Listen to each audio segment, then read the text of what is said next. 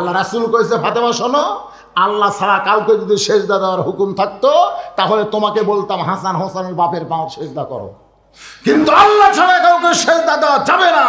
এই কথার দ্বারা নবী বুঝাইলেন আল্লাহর পরে মেয়েদের কাছে সবচাইতে দামি হলো তার স্বামী। আর আমাদের গুলা খালি স্টার জলসার দিয়ে বাংলালে ব্যস্ত হয়ে গেছে। স্বামী কয় ভাত দাও, কয় ইন্নাল্লাহ মা সাবিরিন, একটু ধৈর্য ধরো। স্বামী কয় কিসের ধৈর্য? বলে স্টার জলসা শুরু হচ্ছে 8 ঘন্টা। স্বামী এখন ঘরের মধ্যে বলতেছে ইন্নাল্লাহ মা সাবিরিন, ইন্নাল্লাহ মা সাবিরিন, ধৈর্য ধরতে স্বামী। বউ স্টার জলসা দেখতেছে। 8 ঘন্টা পরে কে গো, 8 ঘন্টা তো হয়ে গেল, এখন খাবার দাও। ধৈর্য যখন ধরলেন তাহলে আর 8 ঘন্টা ধরো। আবার কি বলে এইবার শুরু হয়েছে জি বাংলা, তাহলে চাপা চাকতি মারা দরকার। নিজের হালাল বউকেও 2.5 বছর বাচ্চার সামনে আদর করা যাবে না, বাচ্চা ঘুমাতে হবে, না হয় বাচ্চার দাদির কাছে নানির কাছে তাকে দিয়ে বউ চাপে ধরা লাগবে। যদি বাচ্চার সামনে ধরেন ধরে এসে বলতে পারে আব্বা তাই মাছ চাপা ধরছিল রে, বলতে পারে তো। কে সাইজ করতেছে? আলি আলি বোঝেন, আলি বোঝেন। থাম, কে তুই বেড়ায় খেলাধুলা করতেছিলি, ভালো কথা, তো বেড়া থেকে দৌড়ে মায়ের ঘরের দরজার তার মানে তখন স্যার বলতেছে আব্বু কতগুলো মেয়ে মানুষ তো দরজার দাঁড়িয়ে আছে, আমার মার সাথে দেখা করবে। তো মা দরজা খুলে দিবি কিনা, দেওয়ার অনুমতি দিবি কিনা ওটা জানার জন্য আমি মার কাছে যাচ্ছি। আলী বলতেছেন তোর বয়স কত? তো হোসেন বলতেছে আব্বু আমার বয়স কত আমি তো জানি না। এই জন্যই তো তোর থামাছি, এই জন্যই তোর থামাছি রে বাজান। তোর বর্তমানে যে বয়স হয়েছে এই বয়সে তুই তোর মায়ের কাছে যাইতে অনুমতি লাগবি, তুই মায়ের কাছে যাইতে মায়ের অনুমতি লাগবি রে পাগলা। তোর বয়স হলো এখন 4 বছর। 4 বছরের বাচ্চা যখন তখন মায়ের ঘরে ঢুকতে পারবা না। 2 বছর পর্যন্ত বাচ্চা যদি আপনার ঘর চেতনও থাকে, আপনি বাচ্চার সামনে বউক চুমা খান, আদর করেন, ভুগতলেন, কোনো সমস্যা নাই। কারণ 2 বছরের বাচ্চা দেখবার পারে কিন্তু মেমোরি ধারণ করতে পারে না। কথাগুলো বুঝতে পারতেছে? 2.5 বছর যখন বাচ্চার বয়স হবে সেই বাচ্চা যদি ঘর চেতন থাকে, বাচ্চা চেতন থাকা অবস্থায় আপনার হালাল বউকেও আপনি আদর করতে পারবেন না। এরই নাম হলো ইসলাম। ঘরের মধ্যে হালাল বউকেও চুমা খাওয়া যাবি না ওই 2.5 বছরের বাচ্চা যদি চেতন থাকে। আর তোরা জলিল পার্কে কি করতেছিস? হযরত আলী বলতেছেন ফাতেমা তোমার ছোট্ট ছেলে হোসাইন, যেই বলেছে তোমার ছোট্ট ছেলে হোসাইন, সঙ্গে সঙ্গে ফাতেমা থর থর করে কাঁপতেছে। আলী বলে ফাতেমা হোসাইনের নামটা শুনে এমন করে কেন কাঁপতেছো? ফাতেমা বলে স্বামী গো আমার বাবা আমার কানে কানে বলেছে ফাতেমা তুই কি জানিস ফাতেমা আমি নবী যখন দুনিয়া থেকে বিদায় নেব, বলতো ফাতেমা সবচাইতে বেশি কষ্ট কে পাবে? ফাতেমা তুই কি বলতে পারিস মা আমি নবী যখন বিদায় নিব এই দুনিয়ার সবচাইতে বেশি কষ্ট কে পাবে? ফাতেমা বলে বাবা আমি সবচাইতে বেশি কষ্ট পাবো। রাসূল বলে ফাতেমা তুই আমি গেলে কষ্ট পাবি মা, কিন্তু জানিস না রে ফাতেমা তুই সহ আমার সমস্ত সাহাবী মিলে যে কষ্ট পাবে তার চাইতে বেশি কষ্ট পাবে আমার হাসান আর হোসাইন। আল্লাহর নবী বলে ফাতেমা যদি দুনিয়াতে আমার বাঁচতে মন চায় আমার হাসান হোসেনের জন্য বাঁচতে মন চায় মা, কিন্তু আমার যাওয়ার সময় হয়ে গেলে আমি কি করব মা? আবু বকরকে নবী ডাক দেয় বলে আবু বকর আমি নবী বিদায় নেওয়ার পরে আমার হাসান হোসেনকে কোনোদিন বলবো না আমি কোন জায়গায় আছি, আমি কোন জায়গায় আছি ওরা যতদিন জানতে না পারবে নানা নানা বলে আমাকে খুঁজবে। যদি বলে দাও আমি রওজার মধ্যে আছি, আমার হাসান হোসেন যদি নানা নানা বলে চিৎকার দেয় আমি নবীর ঘুম কিন্তু ভাঙ্গে যাবে। ফাতেমা কান্দের বলে স্বামী গো আল্লাহর নবী বলেছেন ফাতেমা আমার হাসান অবিকল আমার মতো, হাসানকে নিয়ে কোনো টেনশন করা লাগবে না, কিন্তু হোসাইন বলো জেদি মা এই জন্য আমি জীবনের চাইতে হোসাইনকে ভালোবাসি। সেই হোসেন কোনো বেয়াদবি করছে আলী বলে ফাতেমা কোনো বেয়াদবি নয়, দরজায় কতগুলো মেয়ে মানুষ দাঁড়ায় আছে, তারা তোমার সঙ্গে দেখা করবে।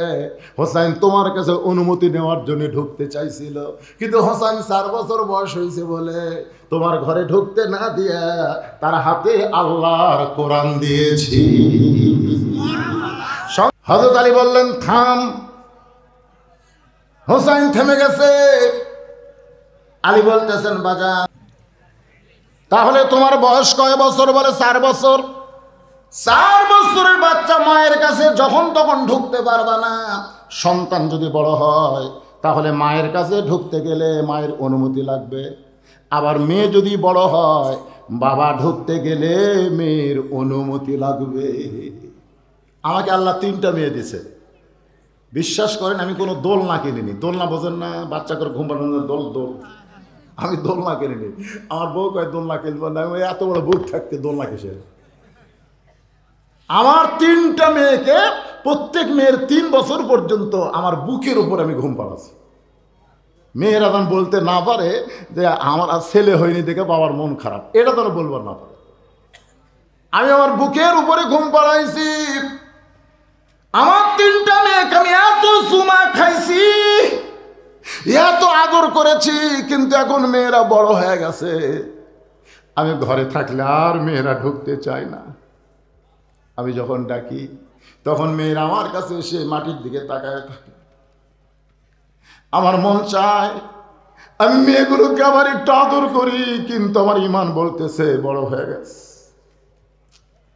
জোহরের নামাজের পরে রাসূল ফাতেমার দরজায় ডাকতে বলে ফাতেমা একটু দরজা খুলে দে মা, আমি তোর সঙ্গে একটু দেখা করবার চাই।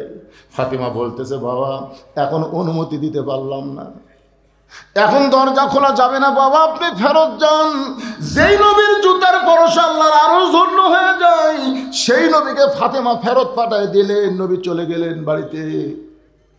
আসরের নামাজের পরে নবী আবার ফাতেমার দরজা এসে বলে মা সকাল থেকে তোর মুখটা দেখিনি মা, তোরে না দেখলে আমার শান্তি হয় না, একটু দরজা খুলে দে, আমি তোর চেহারা দিকে একটু যাবার চাই।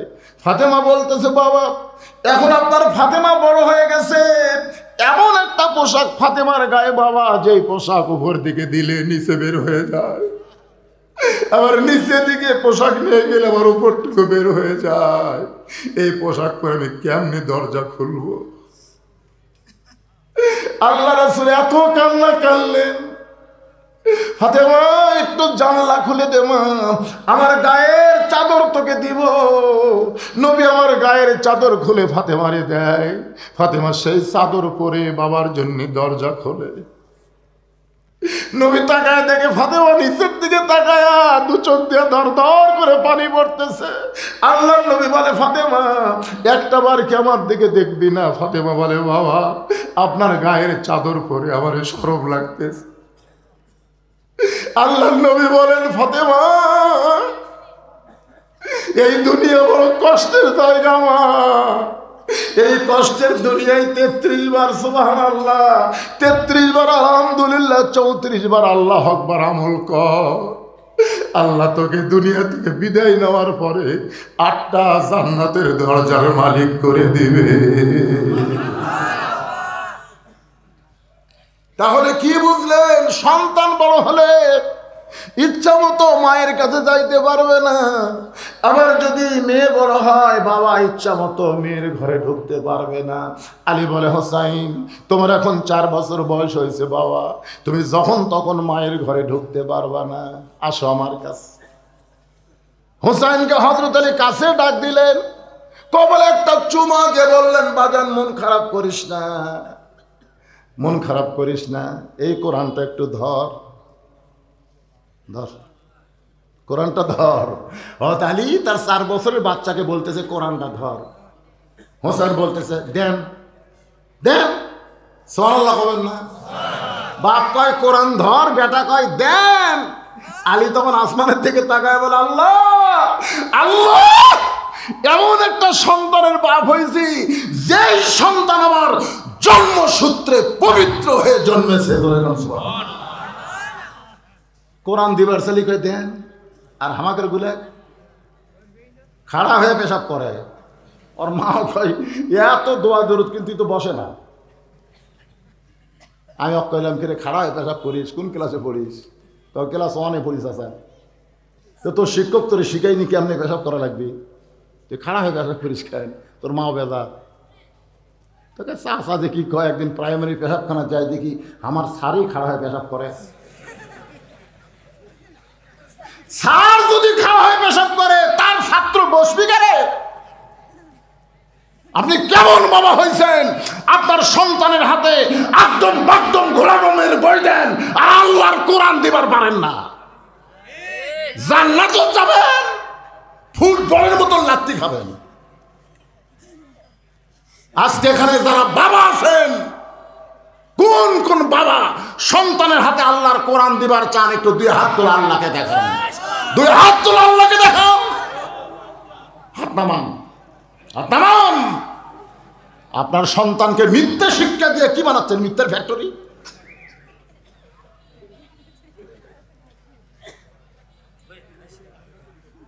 কি মন খারাপ করতেছেন? আলী বলতেছে কোরআন ধর, দেন। সুবহানাল্লাহ, সুবহানাল্লাহ। এই যে বসে 2 জন বসে ধরা পারবো? পারবো না রে, খাড়া হয়ে মুতিস।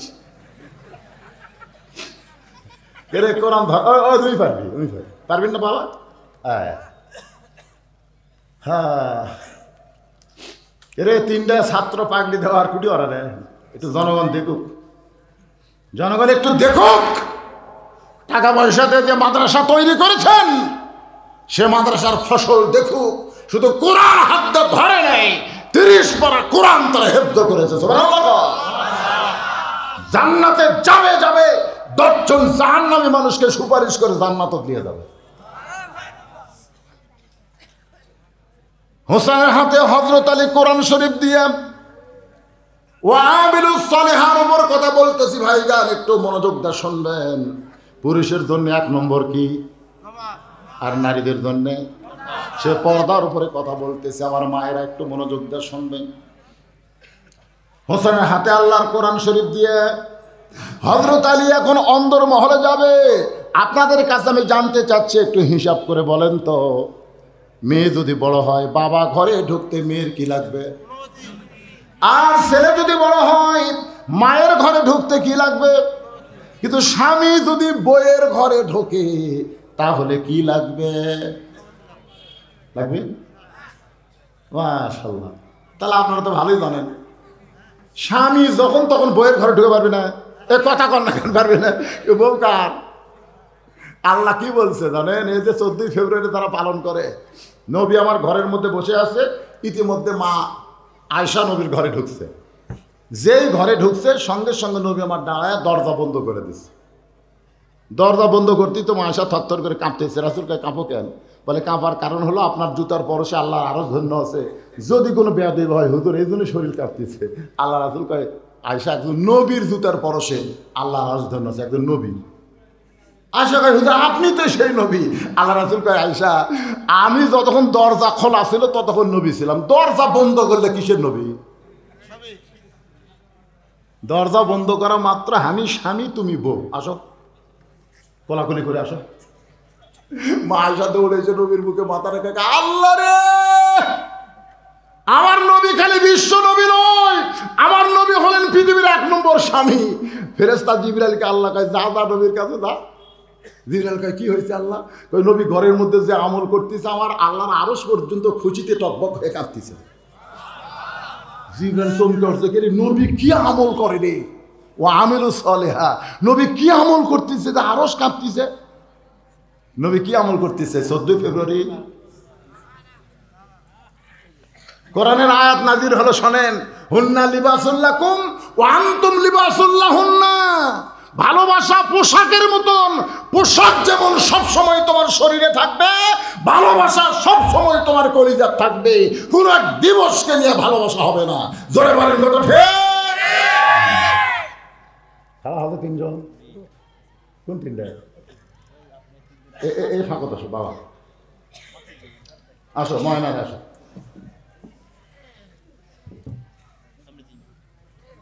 দেখেন আল্লাহ, আমাকে বলেছিল হুজুর পাগড়ি দিয়ে ওয়াজ শুরু করেন। কে রে পাগলা, ওয়াজের শুরুতে মানুষ ছিল, তো তখন পাগড়ি দিলে জনগণ বুঝবার পারবি যে আমরা টাকা পয়সা দান করি, মানসা কি করে।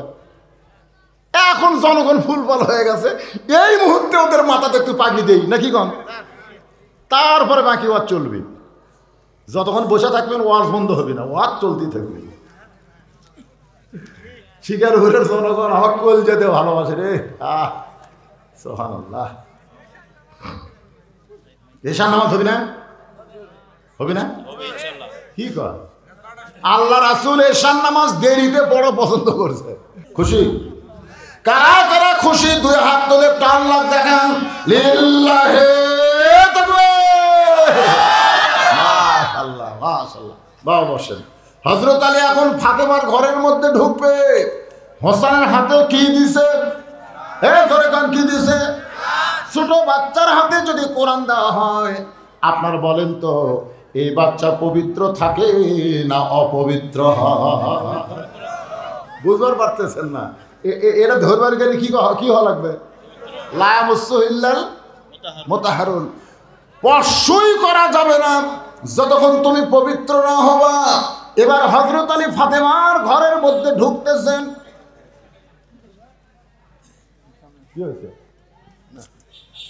হ্যাঁ, হযরত আলী ফাতেমার ঘরের মধ্যে ঢুকতেছেন। অনুমতি লাগবে? অনুমতি লাগবে। অন্তর্মহলের দরজা খুলেছে। যেই মাত্র হযরত আলী দরজা খুলেছে, তাকায়া দেখে ফাতেমা বাম হাতে জাতা ঘুরায় আর ডান হাতে আল্লাহর কোরআন তেলাওয়াত করতেছে। সুবহানাল্লাহ, জোরে বলেন না। বাম হাতে জাতা ঘুরায় আর ডান হাতে আল্লাহর কোরআন তেলাওয়াত করে। হযরত আলী ফাতেমার এই দৃশ্য দেখার পরে মনে মনে বলতেছে, মাবুদ, আমার ঘরে খাট নাই, পালং নাই, আমার ঘরে টাকা নাই, পয়সা নাই, ধন নাই, দৌলত নাই, কিন্তু আমার ভাঙ্গা ঘরে এমন একটা নিয়ামত বউ পাইছি যে বউটার কারণে আমার ঘরটা যেন দুনিয়ার জান্নাত হয়ে গেছে। সঙ্গে সঙ্গে হযরত আলীর জবান ফসকে বের হয়ে গেছে। বলবার চাই নাই, কিন্তু জবান ফসকে বের হয়ে গেল। রব্বানা পড়েন, রব্বানা আতিনা ফিদ দুনিয়া হাসানাতাও ওয়া ফিল আখিরাতি হাসানা ওয়া কিনা আযাবান নার। জবান ফসকে যেই মাত্র বের হয়ে গেছে, সঙ্গে সঙ্গে ফাতেমা জাতা ঘুরান বন্ধ, কোরআন তেলাওয়াত করা বন্ধ। জাতা ঘুরান বন্ধ, কোরআন তেলাওয়াত করা বন্ধ।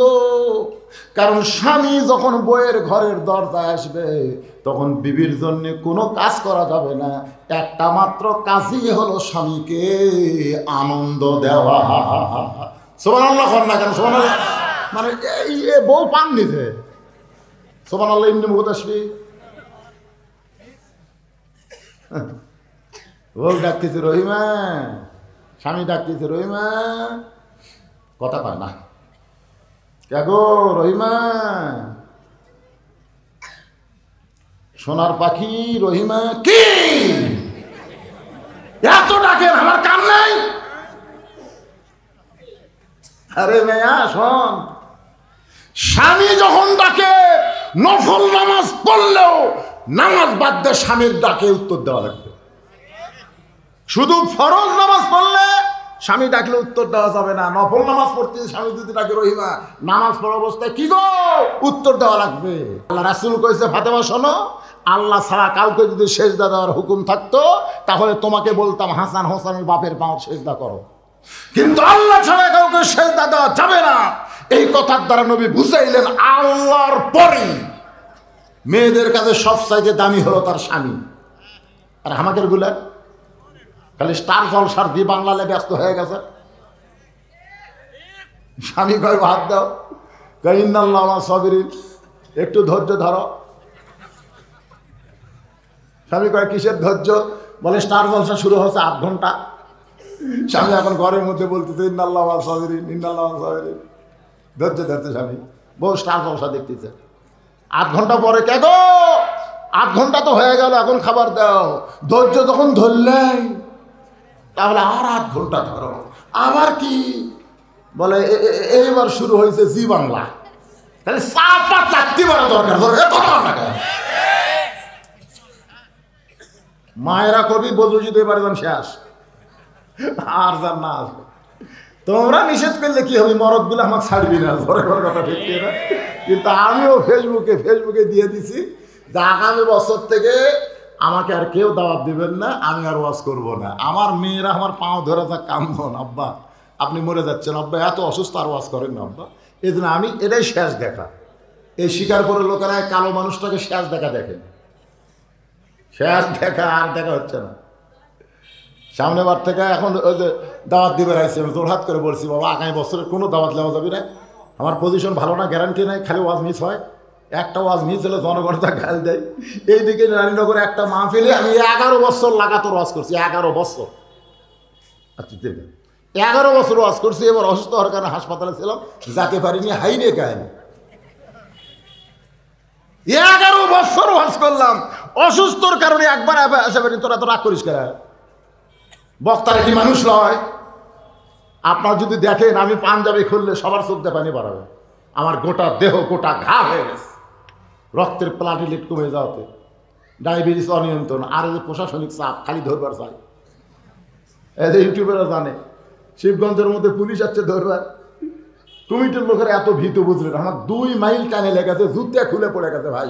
আর জঙ্গল খালি হুজুর এ পুলিশ আলো, হুজুর পুলিশ। 2 মাইল টানে লেগে 15 কিলো আমার হুন্ডেট করে ঠান্ডার মধ্যে এক ওদের তেলের পাম্পের ঘরে ঢুকে থছে। আমার চোখ দেখালি পানি পড়তেছে, আল্লাহ চোখ ডাকা ছিনে টান করে ঘরে। আর আমরা কোরআনের পাখি, আমাকে পুলিশ ধরে। কি দরকার রেওয়াজ করবো না? আফসোস, শেষ হওয়া শোনেন, রাগ করতেছেন, কি করবেন? দোয়া করেন। হ্যাঁ, অনেক বক্তারা আগেই টাকা না দিলে টেজার যাবো না। তখন তো বলবো সেদের রিপোর্ট আছে, রিপোর্ট আছে। 17 বছর আমাকে এমন ঠকাছে, উপরে খালি 500 টাকা, ভিতরে খালি 10 টাকা দিছে। এইরকম মোটা করে দিছে। হুজুর টাকা কোনো ভাই না, কিন্তু রামো বনিলি পকেট তুলছি। 17টা বছর হক ঠকাছেন রে, 1 টাকা চাইলেনি। এই মানুষ অসুস্থ হয়ে গেছে, প্রাণ খোলা দোয়া করেন বাবা, প্রাণ খোলা দোয়া করেন, আল্লাহ যেন সুস্থ করে। সবাই কারণ আমিন। আপনাদের জন্য আমি দোয়া করি, আল্লাহ আপনাদেরও সুস্থ রাখুক। বাজান যে কথা বলতেছিলাম একটু খেয়াল করেন। সঙ্গে সঙ্গে ফাতেমা জাতা ঘুরান বন্ধ, কোরআন তেলাওয়াত বন্ধ করে স্বামীর সামনে দাঁড়ায়া বুড়া আঙ্গুলে ভর দিয়া হযরত আলীর কপালে একটা চুমা খাইছে। জোরে কোন সুবহানাল্লাহ। এর নাম হলো আনন্দ দেওয়া। জোরে কোন কি দেওয়া? জাতা ঘুরানো বন্ধ করছে, কোরআন তেলাওয়াত বন্ধ করে পায়ের বুড়া আঙ্গুলে ভর দিয়ে স্বামীর কপালে একটা চুমা খাইছে। আল্লাহ রাসূল বলেছেন, বউ যদি তোমার কপালে চুমা খায়, তুমি বইয়ের এমন এক জায়গার চুমা খাবা, একটা ওমরা হজের সওয়াব পাবা। সেই জায়গা হলো এই যে 2 ভুরু নাই, এই যে 2 ভুরু, এই 2 ভুরুর মাঝখানে একটা চুমা দিবেন। হাসতেছেন মানে আপনার বইয়ের তাই বলে আবার 14ই ফেব্রুয়ারি পালন করেন। আপনার বইয়ের 2 ভুরুর মাঝখানে একটা চুমা দিবেন, একটা ওমরা হজের সওয়াব পাবেন। সুবহানাল্লাহ। বাপায়ের মুখের দিকে মহব্বতের নজর দিলে হজের সওয়াব, আর বইয়ের 2 ভুরুর মাঝখানে চুমা দিলে ওমরা হজের সওয়াব। হয়তো ফাতেমার 2 ভুরুর মাঝখানে চুম্বন দেয়। ফাতেমা বলে, স্বামী গো, কোরআন শরীফ পড়তেছিলেন, সেই কোরআন শরীফ পড়া বাদ দিয়া অন্দরমহলে কেন ঢুকলেন? অন্দরমহলে কেন ঢুকলেন? আপনি তো কোরআন শরীফ পড়তেছিলেন, কারণ মরদ মানুষ কোরআন পড়লে অনেক লোকেরাই শুনতে পাবে, কারণ পুরুষ মানুষ জোরে কোরআন পড়া যাবে, কিন্তু মেয়ে মানুষ যখন কোরআন পড়বে শুধু মেয়েদের কান পর্যন্ত শব্দ যাবে, পরপুরুষকে শোনানো যাবে। কি কথা বুঝলেন? তাহলে হযরত আলী যখন কোরআন পড়েছে, ফাতেমা ঘরের মধ্যে থেকে শুনবার পাইছে, সেই কোরআন পড়া বাদ দিয়ে অন্দরমহলে কেন ঢুকলেন? হযরত আলী বলতেছেন, ফাতেমা তোমার ছোট্ট ছেলে হোসাইন যেই বলেছে তোমার ছোট্ট ছেলে হোসাইন, সঙ্গে সঙ্গে ফাতেমা থর থর করে কাঁপতেছে। আলী বলে, ফাতেমা, হোসেনের নামটা শুনি এমন করে কেন কাঁপতেছ? ফাতেমা বলে, স্বামী গো, আমার বাবা আমার কানে কানে বলেছে, ফাতেমা তুই কি জানিস ফাতেমা, আমি নবী যখন দুনিয়া থেকে বিদায় নেব, বলতো ফাতেমা সবচাইতে বেশি কষ্ট কে পাবে? ফাতেমা তুই কি বলতে পারিস মা, আমি নবী যখন বিদায় নিব এই দুনিয়ার সবচাইতে বেশি কষ্ট কে পাবে? ফাতেমা বলে, বাবা আমি সবচাইতে বেশি কষ্ট পাবো। রাসূল বলে, ফাতেমা তুই আমি গেলে কষ্ট পাবি মা, কিন্তু জানিস না রে ফাতেমা, তুই সহ আমার সমস্ত সাহাবী মিলে যে কষ্ট পাবে তার চাইতে বেশি কষ্ট পাবে আমার হাসান আর হোসাইন। আল্লাহর নবী বলে, ফাতেমা যদি দুনিয়াতে আমার বাঁচতে মন চায়, আমার হাসান হোসেনের জন্য বাঁচতে মন চায় মা, কিন্তু আমার যাওয়ার সময় হয়ে গেলে আমি কি করব মা? আবু বকরকে নবী ডাক দেয়, বলে, আবু বকর, আমি নবী বিদায় নেওয়ার পরে আমার হাসান হোসেনকে কোনোদিন বলবো না আমি কোন জায়গায় আছি, আমি কোন জায়গায় আছি। ওরা যতদিন জানতে না পারবে, নানা নানা বলে আমাকে খুঁজবে।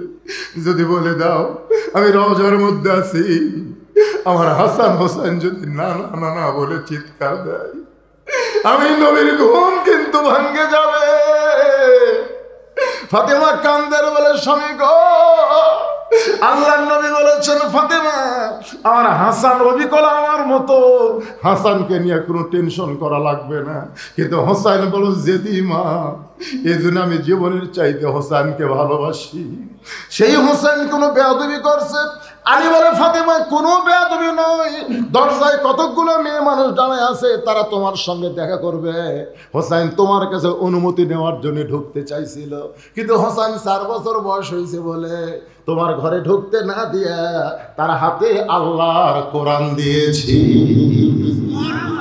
সঙ্গে সঙ্গে ফাতেমার স্বামীর কপালে একটা চুমাতে বলে, স্বামী গো, ওই বাবা মাই হলো সবচাইতে বড় ভাগ্যবান যাদের সন্তানের হাতে থাকবে আল্লাহর কোরআন।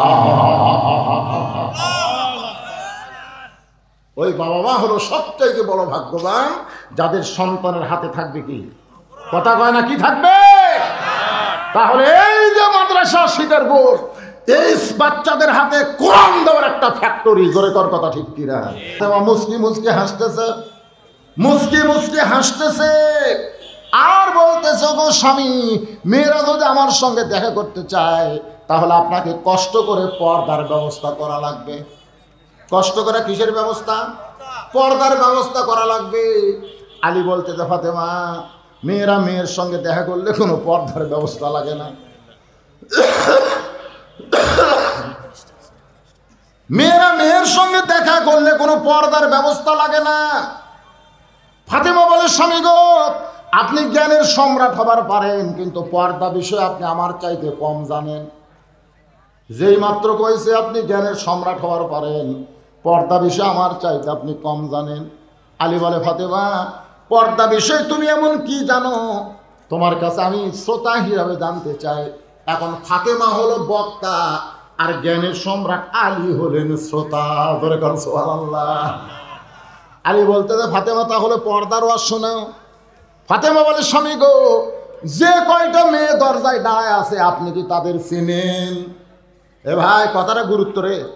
যে কয়টা মেয়ে দরজার দাঁড়িয়ে আছে আপনি তাদের চেনেন? আমি একদিন আমার বইয়ের কাছে শুধু বলছিলাম যে আমার চাচাতো ভাই বিয়েটা করছে, বউটা খুব সুন্দরী। আমি বলছি, চাচাতো ভাই, কি ভাই বিয়েটা করছে, বউটা খুব সুন্দরী। এই কথা কেবল করছি, বউ আমার কাছ থেকে উঠে গেল। আমি গেলাম, কে উঠে গেলে কেন? আপনি কবে থেকে লুচ্চা হলেন? এখন লুচ্চা মানে? তো আপনার চাচাতো ভাইয়ের বউ সুন্দর, আপনি কেমনে দেখলেন? আপনি কোন একজন আলেম হয়ে আরেকজন বউ দেখা যাবে? আমি কান ধরে তওবা করছি, আল্লাহ আর আমার বউয়ের কাছে কারো বউ সুন্দর এটার জীবনও কমো না, আল্লাহ দেখলেও আর কমো না। দেখছেন ফাতেমা এমন একটা মারফতি পেঁয়াজ মারছে যে দরজায় যে কটা মেয়ে দাঁড়িয়ে আছে আপনি কি তাদের চিনেন? আলী বলে ফাতেমা, এই দুনিয়ার একজন মেয়েকে মাত্র আমি চিনি, সেই মেয়েটা হলো হাসান হোসেনের মা। এই একটা মাত্র মেয়ে ছাড়া, আমার বউ ছাড়া আমি আলী আর কাউকে চিনি না। কারণ আল্লাহর আইন হলো কুল্লিল মুমিনিনা ইয়াগুদ্দু মিন আবসারিহিম। তুমি যদি মুমিন পুরুষ হও, যদি তোমার ঈমান থাকে, তাহলে তোমার নজর থাকবে নিচের দিকে, কারো বউ দেখা যাবে না। যাবে না। ফাতেমা বলে, স্বামী গো, যে কয়টা মেয়ে দরজায় দাঁড়া আছে তার মধ্যে একটা যদি বেপরদা নারী থাকে, যে কয়টা মেয়ে দরজায় আমার সঙ্গে দেখা করবার চায় তার মধ্যে একটা যদি বেপরদা নারী থাকে, আপনি কি জানেন বেপরদা নারী যারা শয়তানের যানবাহন তারা? আমি যেই বলবো বেপরদা নারী যারা, আপনারা বলবেন শয়তানের যানবাহন তারা। বলতে পারবেন? বেপরদা নারী যারা, এই গ্রামের মধ্যে যদি শয়তান ঢুকাবার চান, পুরুষের মাধ্যমে শয়তান জান্নাতেও ঢোকে নাই, জান্নাতেও কিন্তু শয়তান ঢুকেছে মেয়ের দ্বারা। জোরে কোন কথা ঠিক কি না? আপনাকে গ্রাম যদি শয়তান মুক্ত করবার চান, তাহলে নারীদেরকে পর্দার মধ্যে রাখেন, শয়তান গ্রামের মধ্যে ঢুকতে পারবে না। কারণ বেপর্দা নারী যারা শয়তানের যানবাহন তারা। বেপর্দা নারীর মাধ্যমে শয়তান ঘোরাফেরা করে।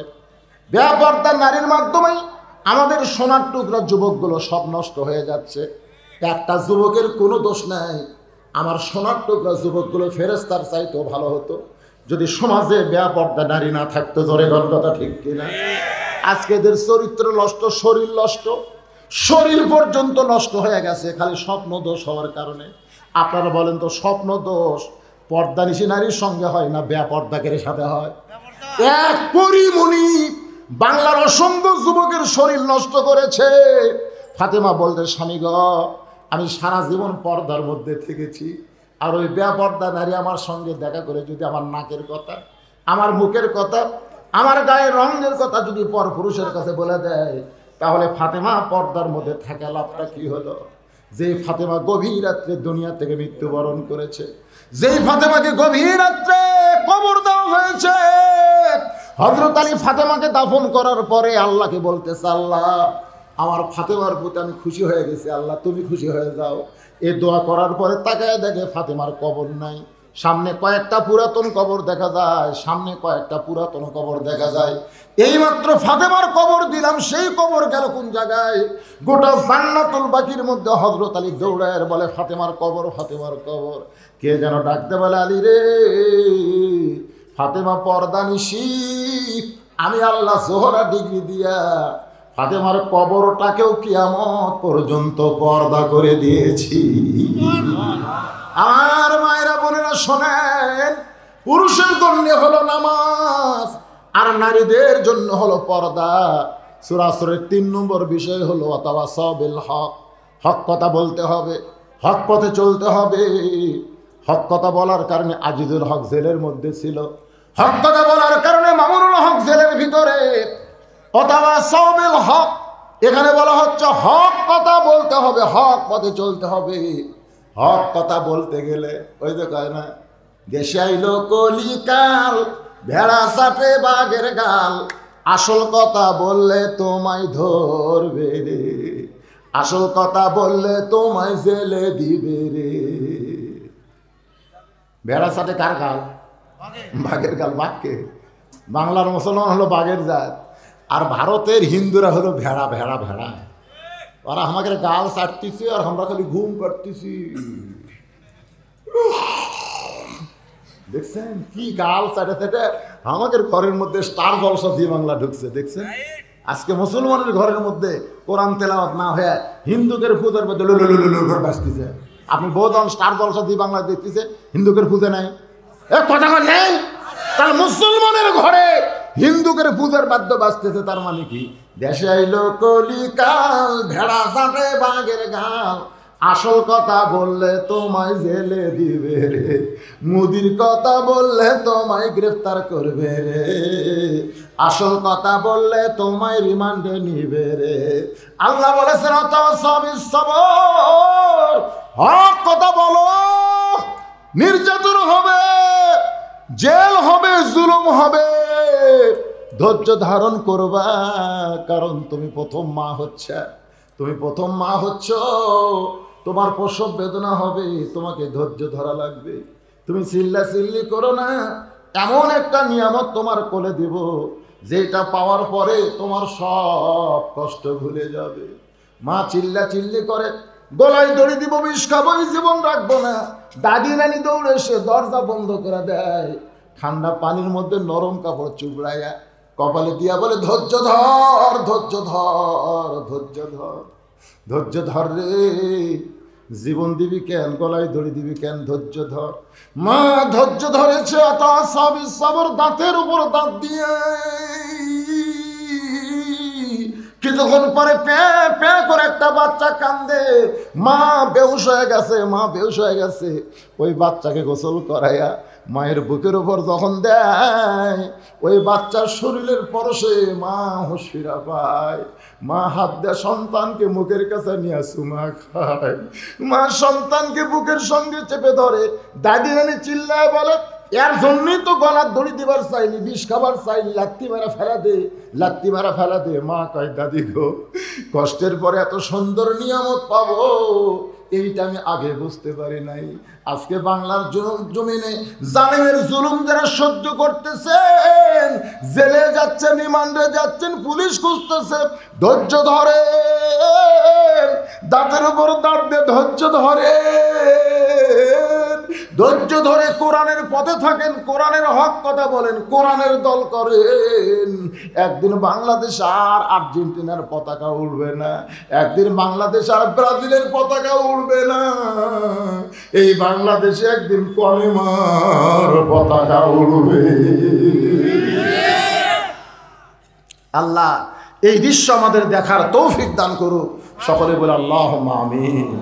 ভাইজান, আল্লাহ কোরআনে বলেছেন, সুবহানাল্লাযী আসরা বিআবদিহি লাইলাম মিনাল মাসজিদিল হারাম ইলাল মাসজিদিল আকসা।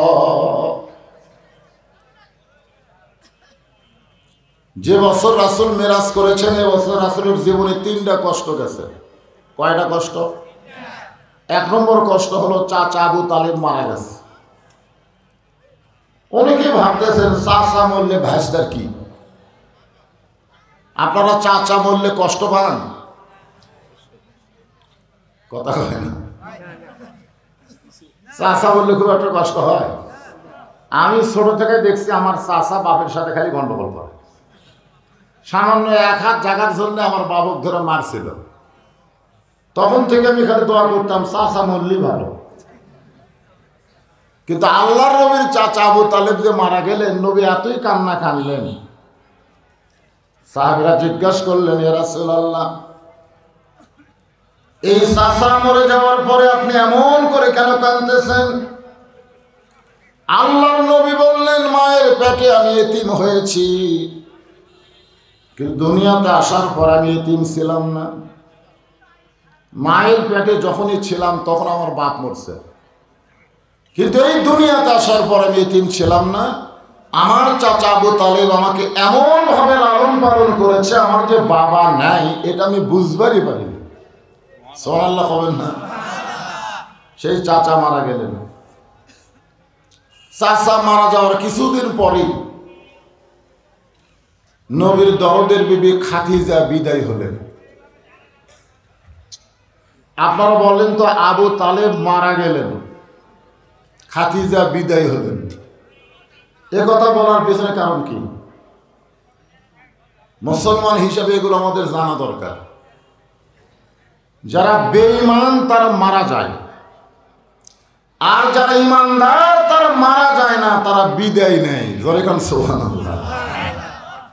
ইমানদারের বিদায় নেওয়া বুঝেন? মিশে মায়ায় বন্দি থাইকা করলাম কত খেলা, পশ্চিমে তাকিয়া দেখো তোমার জীবনের ডুইবা গেল বেলা। আর একটা গানের মধ্যে বলা হয়েছে, পারে তোর বসত বাড়ি ওই পারে তোর বাসা। যারা প্রকৃত মুসলমান হবে দুনিয়ার বাড়ি তাদের বসত বাড়ি হবে, আর জান্নাত হবে তাদের বাসা। জোরে কান সুবহানাল্লাহ। তাহলে আমরা কি যারা ইমানদার তারা কি মরে যাব না বিদায় নিব? হ্যাঁ, বিদায় বিদায়। এই দুনিয়াটা হলো আমাদের জন্য জেলখানা। মুমিন মুসলমান দুনিয়াতে শান্তি খুঁজলে পাওয়া যাবে না। মুমিন মুসলমান শান্তি যদি পাওয়ার চাও, মুসলমান হয়ে মারা যাও, শান্তির দরজা আল্লাহ তোমার জন্য খুলে দিবে। আল্লাহ কোরআনে বলেছেন, বাল তুসিরুনাল হায়াতাদ দুনিয়া ওয়াল আখিরাতু খায়রুন ওয়া আবকা। এই তুচ্ছ দুনিয়ার মোহে তোমরা পাগল হয়ো না। ঈমান নিয়ে যদি কবরে আসো, আমি চিরস্থায়ী আখিরাত তোমাদের জন্য সুন্দর করে সাজায়া দিব। তোমরা যেমন চাবে, ওয়ালা তাস্তাহি আনফুসুকুম, তোমরা যেমন ভাবে চাবে আমি আল্লাহ আখিরাত তেমন ভাবে তোমাদেরকে সাজায় দিব। সুবহানাল্লাহ। তাহলে আবু তালেব মারা যাওয়ার কারণ কি? আবু তালেব কি ঈমান নিয়ে মরছে না বেঈমান হয়ে মরছে? না, ঈমান নিয়ে না, বেঈমান। আসলে এটা একটা মারাত্মক, কিন্তু যে হিন্দুর ঘরে জন্ম নিয়ে মুসলমান হওয়া কঠিন, বিধর্মীর ঘরে জন্ম নিয়ে মুসলমান হওয়া খুবই কঠিন। আমাদের জন্য আল্লাহ কঠিনটা রাখে নাই, সরাসরি মুসলমানের ঘরে আমাদেরকে কবুল করছে। এই জন্যই তো মুসলমান হয়ে মরা আমাদের জন্য খুবই সহজ। 1000 বার নবী আবু তালেবকে বলেছে, চাচা একটা বার খালি বলেন লা ইলাহা ইল্লাল্লাহ মুহাম্মদ রাসূলুল্লাহ, আমি আপনার হাত ধরে জান্নাতে নিয়ে যাব। আমাদের নবীকে আল্লাহ এমন ক্ষমতা দিয়েছে, একজন জাহান্নামী ইমানদার মানুষকেও, ইমানদার হওয়া লাগবে, শর্ত হলো ইমান থাকা লাগবে।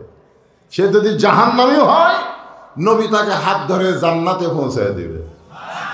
এমন ক্ষমতা। মানজাল্লাযী ইয়াশফা ইনদাহু ইল্লা বিইজনিহি। আয়াতুল কুরসির আয়াতের অংশ তাফসীর করে দেখবে। নবীকে আল্লাহ এত ক্ষমতা দিয়েছে যে ঈমান নিয়ে মরার পরে সে যদি জাহান্নামী হয়, নবী তাকে হাত ধরে সুপারিশ করে জান্নাতে পৌঁছায় দিবে। কপাল কেমন আমাদের! মাশাআল্লাহ।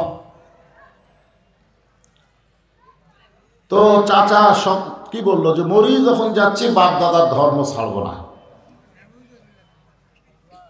মা খাদিজা বিদায় নেওয়ার কিছুদিন পরে নবী তায়েফে গেলেন। তায়েফবাসীরা নবীকে এত পাথর মারল, গোটা দেহ রক্তাক্ত হয়ে গেল। এই রক্ত শুকে গেছে, কিন্তু দেহের ঘায়ের দাগ এখনো শুকায়নি। এমন সময় আল্লাহ তাআলা নবীকে আল্লাহর আরশে নিয়ে গেলেন। জোরে করে সুবহানাল্লাহ। এখান থেকে আমরা কি বুঝলাম? যারা প্রকৃত মুসলমান হবে, নবীর উত্তরসূরি হবে, নবীর ওয়ারিস হবে, নবীর উম্মত হবে, এ দুনিয়াতে যত কষ্টই হোক, কষ্টের পরে আল্লাহ তাদেরকে আবার স্বস্তি দিবে, শান্তি দিবে। ঠিক কিনা বলেন? হ্যাঁ। তো ফেরেশতা জিবরাইল বললেন, খামাখা দুনিয়াতে কি হবে, খালি কষ্ট আর কষ্ট, আপনি আর যান না। বেহেশত থেকে বের না হলে আল্লাহ আপনাকে বার করে দিবে না। আল্লাহ নবী এত রাগ করলেন জিবরাইলের উপর, জিবরাইল কথা বলবা সাবধান হয়ে, তুমি ফেরেশতা, আমি নবী। আমি এমন একজন নবী, যে নবী নিজের জন্য আমি কোনো কিছুই চিন্তা করি না। সুবহানাল্লাহ বলবেন না? আল্লাহ যদি আমাকে বলতো জান্নাতে থাকার জন্য ঢোকেন, আমি নবী জান্নাতে পা দিতাম না। কিন্তু আল্লাহ আমাকে বলছে দেখার জন্য। আমি শুধু জান্নাত দেখার জন্য জান্নাতে প্রবেশ করেছি। আমি সেই দিন জান্নাতে থাকার জন্য প্রবেশ করব, যেদিন আমার সমস্ত উম্মতেরা জান্নাতি হবে। নিদানে আখেরাতে তরাইতে পুলসিরাতে কান্ডারি হইয়া নবী পার করিবেন সেই তরণী। গুনগুন করে সবাই বলেন নবী মর পরশমণি, নবী মর সোনার খনি, নবী নাম ভাবে যেজন সেই তো দোজাহানের ধনী। এমন একজন নবীর উম্মত হিসাবে আল্লাহ আমাদের কবুল করছেন, খুশি না বেজার? এই জন্য সবাই আর একবার বলি আলহামদুলিল্লাহ। আপনারা যে কোরআন থেকে আলোচনা শুনবেন, এই কোরআন সম্পর্কে 3টা স্বীকারোক্তি আপনাকে দিতে হবে। 1 নম্বর স্বীকারোক্তি হলো এই কোরআনে কোনো সন্দেহ, সবাই বলা লাগবে। কেউ যদি জবান বন্ধ করে রাখেন তাহলে মনে হবে যে সন্দেহ আছে। জবান দিয়েছেন কে? তাহলে কোরআনের পক্ষে জবান খোলার দরকার আছে না নাই? আজকে বাংলার মুসলমান কোরআনের পক্ষে জবান খোলে না বলে প্রাইমারির দাম বেড়ে গেল, হাফেজি মাদ্রাসার দাম নেই।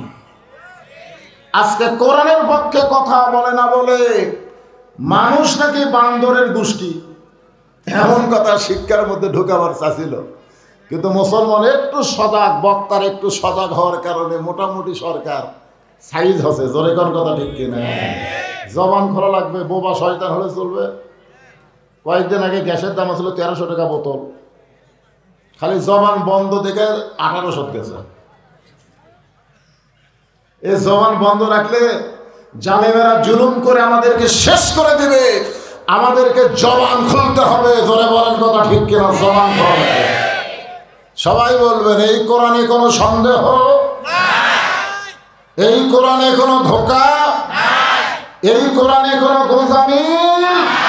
মাশাআল্লাহ, আমরা সেই কোরআনের আলোচনা শুনব যেই কোরআন সম্পর্কে আল্লাহ বললেন আনুনাজ্জিলু মিনাল কোরআনি মা হুয়া শিফাউ ওয়া রাহমাতুল লিল মুমিনিন। এর বাংলা স্লোগান কি? সব সমস্যার সমাধান দিতে পারে আল কোরআন। বিশ্বাস হয় না? হবে না তো, কারণ আজকেও 3 জন ছেলেকে পাগড়ি দেওয়া হবে। কয়টা? 3 জন। খোঁজলে দেখেন সব গরিবের সন্তান। আমার এই 36 বছর ওয়াজের বয়সে কত হাজার হাফেজের মাথার যে পাগড়ি বান্ধা দিছি। আল্লাহ যদি আমাকে বলে খালি পাগড়ি বান্ধার উসিলায় তো খালি মাফ করে দিলাম। কিন্তু সর্বনাশ কি জানেন? আজ পর্যন্ত কোন এমপির বেটার মাথার পাগড়ি বাঁধতে পারিনি, কোন ডিসিএসপির সন্তানের মাথায় আমি পাগড়ি বাঁধতে পারি নাই। সব সমস্যার সমাধানে কোরআন দিবে, অথচ বাংলার দরিদ্র জনগোষ্ঠী কোরআনের হাফেজ হয়, ধনীরা কোরআন থেকে বিমুখ হয়ে যায়। কোরআনের হক কথা আমরা বলবার গেলে আমাদের ত্রুটি চাইবা ধরতে চাই। ধরে কথা ঠিক কি? আমি যদি এমপির ছেলে হতাম আমাকে পুলিশ ধরতো না। গত কয়েকদিন আগে আপনার ফেসবুকে ইউটিউবে দেখেন যে আমার ধরবার আসলো, আর পরশু দিন আমাকে উঠপারি দিল না। কেন? গরিবের ছেল, যায় গরিবের ছেল সারা জীবন চামড়া ফেতরা খেয়ে বড় হলো, এই কি আবার সুদের বিরুদ্ধে কয়? এই কেন কোরআনের আন্দোলনের কথা বলে? এই আপনারা বিশ্বাস করে বলেন সব সমস্যার সমাধানকে এই কোরআন দিতে পারে? মাশাআল্লাহ। করোনা যখন শুরু হয়েছিল না, তখন কিন্তু প্রাইমারি বন্ধ হয়েছিল, মাদ্রাসা বন্ধ হয়েছিল না। তখন আমার এই মাদ্রাসায় প্রাইমারির প্রায় 36-37 জন ছাত্র ভর্তি হয়েছিল। আমি আল্লাহর কাছে দোয়া করছিলাম, আল্লাহ করোনা আরো বছর 10 থাক, কারণ প্রাইমারি বন্ধ থাকবে, মাদ্রাসা খোলা থাকবে, একটা ছাত্র প্রাইমারি থাকবি না, সব আমাকে মাদ্রাসাতে আসবে। তোর কথা ঠিক কি? কিন্তু না, দোয়া কবুল হয়নি।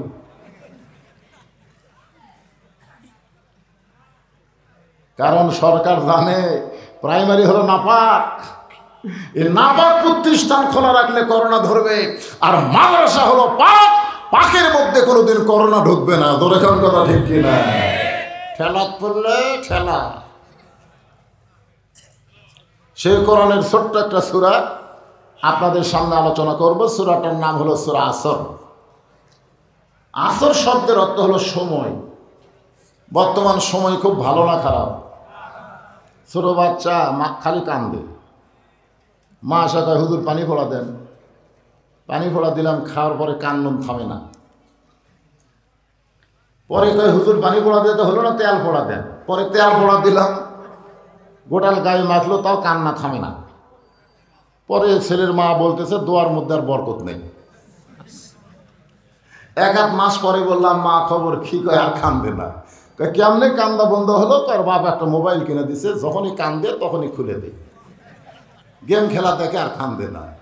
আপনারা বলেন যে সময়ে ছোট ছোট বাচ্চাদের হাতে মোবাইল দিয়ে কান্না থামায়, এই সময় কি ভালো সময় না খারাপ সময়?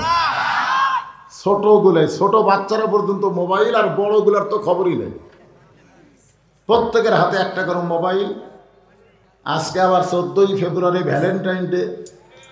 সময় মনে হয় খুব ভালো চলতেছে। আল্লাহ সময়ের কসম করছে, সময় খুব গুরুত্বপূর্ণ। এক পলকের নাই ভরসা, এক পলকের নাই ভরসা, মিশে সকল আশা, কখন বুঝি দারুণ ঝড়ে ভাঙবে তোমার বাসা। যে কোনো মুহূর্তে আমাদের সময় শেষ হয়ে যাবে। আমরা যারা এখানে বসে আছি ভাই, মনে করেন সূর্য পূর্ব দিকে উদয় হয়ে গেছে, পশ্চিম দিকে অস্ত যাবে। আমাদের জীবনের হায়াতকে আপনারা একটা সূর্য ধরেন, ধরে কারণ কি ধরেন? এটা কি উদয় হয়েছে না হয়নি? এখন আস্তে আস্তে কোন দিকে যাচ্ছে? আসর মানে কি? সময়। আসর কোন সময়? আসর এমন একটা সময় যে সময় থেকে মাগরিব পর্যন্ত খুব একটা বেশি সময় না। সেই সময়ের শপথ করে আল্লাহ বলতেছেন, ইন্নাল ইনসানা লাফি খুসর। ইন্না মানে নিশ্চয়, ইনসান মানে মানুষ। ইনসান মানে কি? মানুষ সম্পর্কে আল্লাহ বললেন, লাকাদ খালাকনাল ইনসানা ফি আহসানি তাকওয়িম। মানুষ এমন একটা সৃষ্টি, সুবহানাল্লাহ বলেন। আল্লাহ বলেছেন তার অবয়বকে, তার চেহারাকে আমি আল্লাহ তাআলা অতীব সুন্দর করে সৃষ্টি করছি। আপনার বলেন তো বানরের চেহারা কেমন? বানরের চেহারা এ কথা কয় না কেন?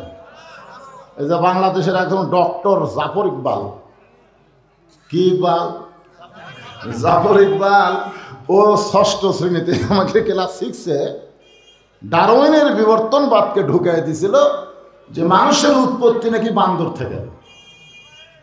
বান্দরের ঢপ কি খুব ভালো? যেরকম ভালো। আল্লাহ লাকাদ খালাকনাল ইনসানা কইছে না বান্দর কছে? ইনসান কছে, মানুষ। ইনসান মানে মানুষ। সেই মানুষকে লক্ষ্য করে আল্লাহ বলতেছেন, লাফি মানে ভিতরে, খুসরুন মানে ক্ষতি। নিশ্চয় মানুষগুলো ক্ষতির ভিতরে। এত আদর করে সুন্দর করে আল্লাহ মানুষ তৈরি করলেন, সেই মানুষ ক্ষতির ভিতরে। এ কথাটা বলার পিছনে আল্লাহর রাগ বোঝা যায় না দয়া বোঝা যায়? আপনার কোন তো রাগ না দয়া? রাগ কেমন? ছেলে ব্যবসা করতেছে আর বাবা বলতেছে তোর লাভ হবে, এ তোর লাভ হবে, তুই যে দোকান দিলি তোর লাভ হবে। ছেলে কয় বাবা কোন কি? লাভের জন্যই দোকান দিছি। বাপ কয় রে তোকে আমি দয়া করে দেখাই, চিন্তা করতেছি তো লাভ হবে না, কারণ বর্তমান সময় এত খারাপ, বাকি খায়া খায়া তোর দোকান ধ্বংস করে দিবি। আপনার বলেন তো বাপ তার সন্তানকে দয়া করে না রাগ করে? দয়া করেই বলতেছে বর্তমানে যে সময় চলতেছে এই সময়ে তো দোকানত খালি বাকি খাবি, দিবার চাই আর দিবি না, শেষে দেখবি ঘর আছে আর তবিল নেই। মুসা আলাইহিস সালাম রাস্তা দিয়ে যাচ্ছে, যাওয়ার সময় দেখে এক দোকানদার রাস্তায় বসে কাঁদতেছে। মুসা আলাইহিস সালাম বললে, এই বেটাই দোকানদারি বাদ দেয়া, ব্যবসা বাদ দেয়া তুই কান্দিস কেন? বলে কান্দার কারণ হলো ফেরাউনের বাবুর্চি আমার দোকানের বাকি খাইয়া খায় সব শেষ, টাকা চালি গরম দেখায়, আর খালি কয় আমার দল ক্ষমতাত আছে। আমার চিনিস, আমার দল ক্ষমতাত আছে, খালি ক্ষমতার দোহাই দিয়া দোকানত বাকি খায় সবই শেষ, এখন আমি রাস্তার বসে কান্দি। তো মুসা বলতেছে বাবুর্চি কোথায়? ওই যে যাচ্ছে দেখেন, হাতির মতন ধুলতেছে, বাকি খাই তো টাকা দেওয়া লাগে না। টাকা চালি কয় আমার চিনিস, আমার দল ক্ষমতাত আছে। আপনারা বলেন তো দল ক্ষমতাত আছে না আল্লাহ ক্ষমতাত আছে? আজকে আমাদের বাংলাদেশে অনেকে কিন্তু বলে অমুক দল ক্ষমতাত আছে। কেউ যদি বলে অমুক দল ক্ষমতাত আছে, বলা মাত্রই বেঈমান হয়ে যাবে। কথা বল না কেন? বলা মাত্রই শেষ, ওর আর ইমান নাই। কেউ যদি বলে আওয়ামী লীগ ক্ষমতাত আছে, বলা মাত্রই বেঈমান হয়ে যাবে। আওয়ামী লীগ ক্ষমতায় নাই, কোনো দল ক্ষমতা নাই, ক্ষমতায় আছে আমার আল্লাহ। ধরে কোন ক্ষমতা কার? এ কথা কি আমি কইছি না আল্লাহ কইছে? সূরা মুলুকের প্রথমে পড়েন, তাবারাকাল্লাযী বিয়াদিহিল মুলক ওয়া হুয়া আলা কুল্লি শাইইন কাদির। গোটা পৃথিবীর রাজত্ব, কর্তৃত্ব, মালিকানা কার হাতে? সমস্ত বিষয়ের উপরে ক্ষমতা কার? ওয়া হুয়া আলা কুল্লি শাইইন কাদির। সব বিষয়ের উপরে ক্ষমতা কার? তাহলে ক্ষমতা কি আছে? দল আছে না আল্লাহ আছে? তো মুসা নবী ফেরাউনের বাবুর্চির সামনে যাবে, ভাই টাকা দে, টাকা দে, ওই দোকান বাদ দে, রাস্তার কান্দে, টাকা দে। বাবুর্চি আমাকে চিনিস, আমার দল এখন ক্ষমতাত আছে রে। মুসা কয় আমাকে চিনিস, আমার আল্লাহ এখন ক্ষমতাত আছে। এই কইয়া বাম হাতে মারছে চড়, চড়ে বাবুর্চি মরছে। আজকে বাংলাদেশে ফেরাউনের গোষ্ঠী বেড়ে গেছে। মুসার গোষ্ঠী না থাকার কারণে জালেমেরা জুলুম করে বাহিরে ঘুরে, আলেমরা হক কথা বলে জেলখানায় যায়। ধরে কথা ঢেকে বাইরে মুসার গোষ্ঠী হওয়া লাগবে। এই দুই হাত খালি মোনাজাতের হাত না বাজান, সারা জীবন মোনাজাত করবো।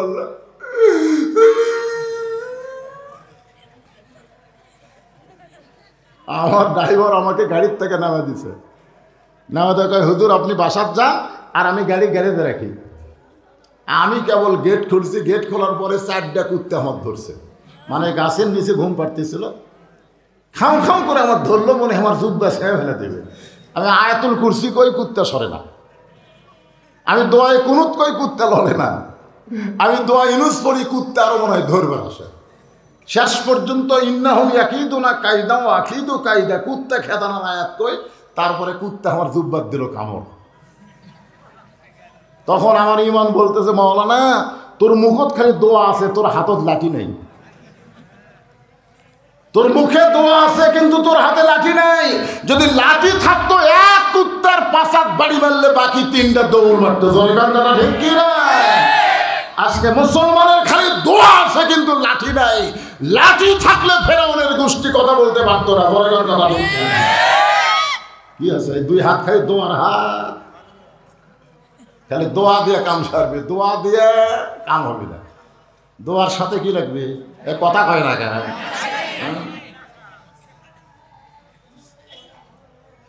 সময়ের কসম করে আল্লাহ বললেন নিশ্চয় মানুষগুলো ক্ষতির ভিতরে। আল্লাহ মানুষকে এত দয়া করে, যেখানে ইবাদতের কথা আল্লাহ বলেছেন, দেখেন ইবাদত করার সময় আল্লাহ বললেন ওয়ামা খলাকতুল জিন্না ওয়াল ইনসা ইল্লা লিয়াবুদুন। আমি জিন আর ইনসানকে ইবাদতের জন্য সৃষ্টি করছি, তাই কয়নি আল্লাহ? কারণ জিন আর ইনসান একত্র করেনি, কথা বুঝতেছেন না? কিন্তু যখন ক্ষতির কথা বললেন তখন আল্লাহর হয়তো বলা দরকার ছিল আগের আয়াত অনুযায়ী ইন্নাল জিন্না ওয়াল ইনসানা লাফি খুসর। নিশ্চয় জিন এবং মানুষ ক্ষতির ভিতরে, কিন্তু ইবাদতের কথা বলার সময় আল্লাহ জিন ইনসান বললেন, আর ক্ষতির কথা বলার সময় আল্লাহ জিনক বাদ দিয়া শুধু মানুষের কথা বললেন। কারণ মানুষকে আল্লাহ এত ভালোবাসে যে ভালোবাসার কারণে ক্ষতির কথা বলে মানুষকে ক্ষতি থেকে মুক্ত করতে চায়। সুবহানাল্লাহ বলে। আল ইনসানু আশরাফুল কি মাখলুকাত, তার মানে কি? নিশ্চয়ই মানুষ সমস্ত সৃষ্টির মধ্যে ভদ্র, মানুষের মতন ভদ্র আর কেউ নাই। একথা আল্লাহ কইছে ফেরেশতাদের কাছে। তোরা কি রে ফেরেশতা? আমার মানুষ হলো সবচাইতে ভদ্র। আর সেই মানুষ কোরআনের মাহফিল এসে হইছে করা যাবে? হ্যাঁ, জবান বন্ধ রেখে যখন সুবহানাল্লাহ তখন কবেন, এখন একটু জবান বন্ধ রেখে হ্যাঁ মাশাআল্লাহ। আমি গত বছর মাগরিব থেকে একটা মাহফিল করছিলাম দুবলহাটে, মনে আছে আপনাদের? হ্যাঁ, বিশাল একটা ফিল, তাও জায়গা হয় না। আর এইটুকুর মধ্যে কাম হবে। রাতের মাহফিলে মানুষ কম হয়, কিন্তু মাগরিবের মাহফিলে সবাই আসে। এই জন্য জায়গা বড় করা লাগবে। ফাঁসি দিয়ে আরো জায়গা করছে ছোট। তো আসেন, যে কথা বলতেছিলাম একটু মনোযোগ দেন। আদর করে আল্লাহ মানুষকে তৈরি করেছেন, এই জন্য সকলে আমার সঙ্গে গজলের সুরে বলবেন, সবাই বলবেন, আদর করে মানুষ আল্লাহ বানায়া কেমনে দিবেন ক্ষতির মধ্যে ফেলিয়া। এটা কইলে তো মজা লাগে, বারে কন না কেন আপনারা? আদর করে মানুষ আল্লাহ বানায়া কেমনে দিবেন ক্ষতির মধ্যে ফেলিয়া। ইল্লাল্লাযীনা আমানু ওয়া আমিলুস সালিহাত ওয়া তাওয়াসাউ বিল হক ওয়া তাওয়াসাউ বিস সবর। আল্লাহ বললেন, বান্দারে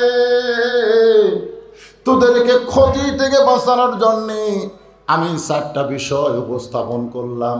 এই 4টি কাজ যদি তোমরা করতে পারো তাহলে তোমরা ক্ষতির মধ্যে পড়বা না।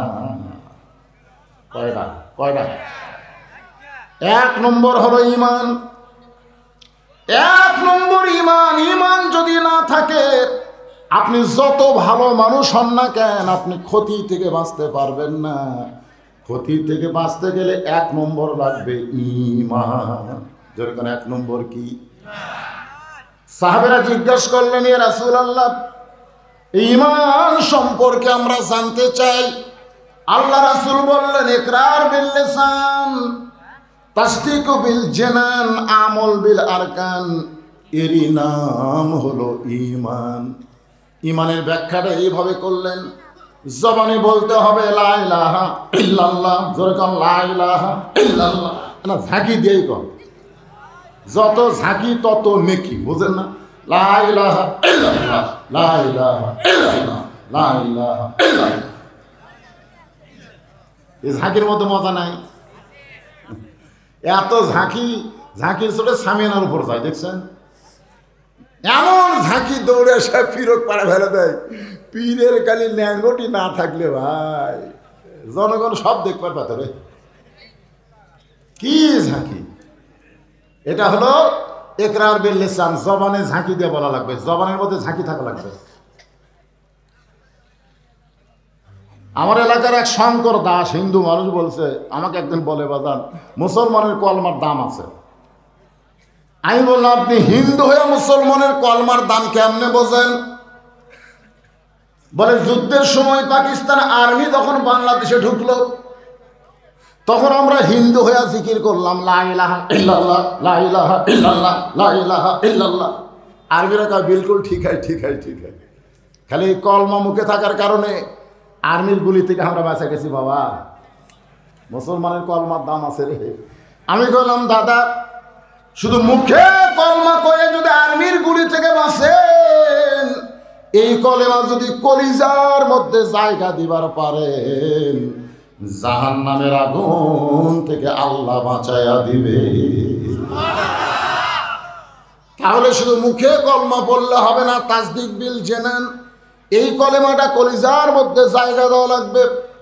কলিজার মধ্যে কলেমার জায়গা যখন হবে, তখন ওই মানুষটার কাছে জীবনের চাইতে ইমানের দাম বেশি হবে। কার দাম বেশি? জীবন না ইমান? যখন জীবন না ইমান। আজকে আমাদের বাংলাদেশে জীবন বাঁচান ফরজ, জীবন বাঁচান ফরজ। যে ভাবি হোক জীবন বাঁচান লাগবে, যে ভাবি হোক বাতিলের সঙ্গে আপোষ করে হোক ক্ষমা করত বাঁচা লাগবে।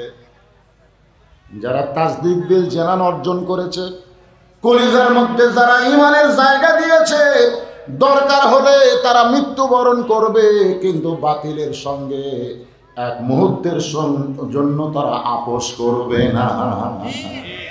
কুল জাল হক ওয়া যাহাকাল বাতিল ইন্নাল বাতিলা কানা যাহুকা। আপনি যদি চেষ্টা করেন জীবন বাঁচানোর, যতই চেষ্টা করেন আপনি জীবন বাঁচাবার পারবেন না। জীবন আপনি বাঁচাবার পারবেন নাকি? পারবেন? আর তাসদিক বিল জানান একজন ইমানদারের কাছে গিয়ে উকিল বলতেছে, এই হয়েছে না করে মনোযোগ দিয়ে শোনেন, তাসদিক বিল জানানের ব্যাখ্যা হচ্ছে। তো উকিল বলতেছে, ভাই আপনার তো ফাঁসির রায় কার্যকর হবে, যে কোনো মুহূর্তে আপনার ফাঁসি হবে ভাই। যদি আপনি বাঁচবার চান তাহলে রাষ্ট্রপতির কাছে জীবন ভিক্ষা চান। রাষ্ট্রপতি যদি জীবন ভিক্ষা দেয় তাহলে আপনার ফাঁসি কার্যকর হবে না। তাসদিক বিল জানানের ইমানদার মুচকি মুচকি হাসে। উকিল বলে, হাসেন কেন? বলে, হাসার কারণ হলো তোমার কথা শুনে হাসি লাগতেছে। তুই কি কইলে? রাষ্ট্রপতির কাছে জীবন ভিক্ষা চাবো? আমি আমার জীবনে 3টা রাষ্ট্রপতিকে ক্ষমতার থাকা অবস্থায় মরা দেখছি। যার কাছে জীবন ভিক্ষা চাবো তার মতন 3টা রাষ্ট্রপতি ক্ষমতা থাকতেই মরিছে। একটা হলো বঙ্গবন্ধু শেখ মুজিবুর রহমান, একটা জিয়াউর রহমান, একটা জিল্লুর রহমান। তো যারা ক্ষমতা থাকতেই মরে যায় তাদের কাছে ইমানদার কোনোদিন জীবন ভিক্ষা চাবে না। জীবন দেওয়ার মালিক যিনি, জীবন নেওয়ার মালিক তিনি। জোরে বলেন। তাহলে তাসদিক বিল জানান মানে কি? ইমান বাঁচান ফরজ না জীবন বাঁচান ফরজ? আপনাদের কাছে কোনটার দাম বেশি?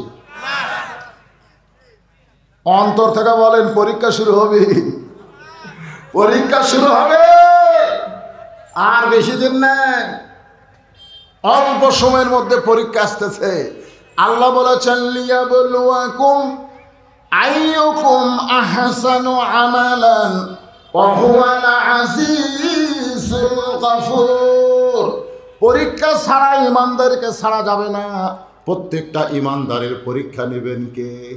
ওয়ালা নাবলুওয়ান্নাকুম বিশাইইন মিনাল খাউফি ওয়াল জুই ওয়া নাকসিম মিনাল আমওয়ালি ওয়াল আনফুসি ওয়াস সামারাতি ওয়া বাশশিরিস সাবিরিন।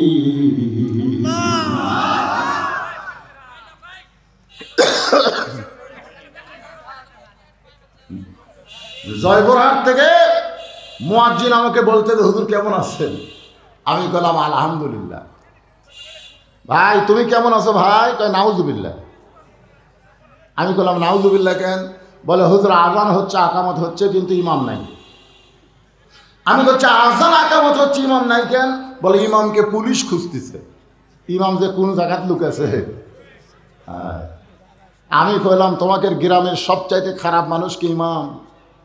মুয়াজ্জিন রাগ করে বলে, হুজুর আমাদের 5 পাড়ার মধ্যে ইমামের চাইতে ভালো কোনো মানুষ নাই। তাহলে সেই ভালো মানুষকে পুলিশ খোঁজে কেন? চোর ডাকাত নাই? চোর আছে, ডাকাত আছে, সুদর আছে, ঘুষের আছে, সবই আছে, কিন্তু তাদেরকে পুলিশ খোঁজে না, পুলিশ ইমামকে খোঁজে। তাই মুয়াজ্জিনকে বললাম, কে রে, ইমামকে পুলিশ কেন খোঁজে? আমি তো জানি না হুজুর। জানা লাগবে তো। তুমি আজান আকামত দাও, ইমাম যায় মেহরাবের মধ্যে, আর সেই ইমামকে পুলিশ খোঁজে, তুমি জানো না মানে? 3 দিন পরে আমাকে বলতেছে, হুজুর ইমামের মারাত্মক দোষ আছে। আমি বললাম, কি দোষ? বলে, ইমাম বিশ্বাস করে শুধু মসজিদ আল্লাহর ঘর না, গোটা বাংলাদেশ আল্লাহ। ইমামের বিশ্বাস কি? তাসদিক বিল জেনান, খেয়াল করবেন, বিশ্বাস করা লাগবে খালি মসজিদে আল্লাহ না গোটা বাংলাদেশ? কথা কয় না। আপনারা আজকে কোনটুকু বিশ্বাস করেন? এই যে হুজুর দেখতেছেন না, এটা আমার, ওই সাইডে বড় ভাইয়ের, ওই সাইডে যা দেখতেছেন সব আমার, এই পিছন দিকে যা দেখতেছেন আমাকে সব, এর মধ্যে পাও দেওয়ার জায়গা করে নেই।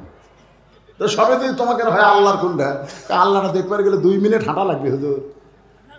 আর 2 মিনিট না হাঁটতে আল্লাহটা দেখা যাবে না। 2 মিনিট হাঁটা মসজিদের সামনে যা বলতে যে হুজুর এখানে আল্লাহর কিছু ছিল না, আমার চাচাই 10 শতক আল্লাহ দান করছে, আর আমরা টাকা পয়সা দিয়ে আল্লাহ ঘর বেড়া দিছি। ফেরেশতাকে আল্লাহ এটা কোন দেশ আল্লাহ, যে দেশে তোমার কিছুই নাই, ওর চাচা দান করলে তুমি পাও, ওরা টাকা দিয়ে ঘর বানিয়ে দেয়, এই দেশের নাম কি? আল্লাহ ওই দেশের নামই বাংলাদেশে, ওই দেশে আমি আল্লাহর চাইতে গরিব কেউ নাই রে। নাউজুবিল্লাহ করছে। বাংলাদেশে একদম শয়তানি শিক্ষার দাম আছে, আল্লাহর কোরআনী শিক্ষার দাম নাই। জোরে কথা ঠিক না? খালি গুনতির দিক দিয়ে 90% মুসলমান, খালি 90% মুসলমান গুনতি হলে হবে না, হয়তো 92% হচ্ছে মুনাফিক। জোরে কোন কথা ঠিক না? তাহলে মুসলমান গুনতিছে, মুনাফিক গুনবেন না? মুনাফিক আসরের নামাজ নবী পড়তেছেন, আসরের নামাজ ইতিমধ্যে আল্লাহ কোরআনে আয়াত নাযিল করছে, ইয়া আইয়ুহান নাবিয়্যু হারজিল মুমিনিনা আলাল কিতাল। নামাজের মধ্যে কোরআনে আয়াত নাযিল হয়ে গেছে। নবী নামাজ শেষ করে সাহাবীদের বললেন, সাহাবীরা তোমরা শুনলে আশ্চর্য হবে, এই মুহূর্তে নামাজের ভিতরে আল্লাহ তাআলা আমার উপরে কোরআনের আয়াত নাযিল করলো। সুবহানাল্লাহ তো বললেন, এখন আয়াতটা কি?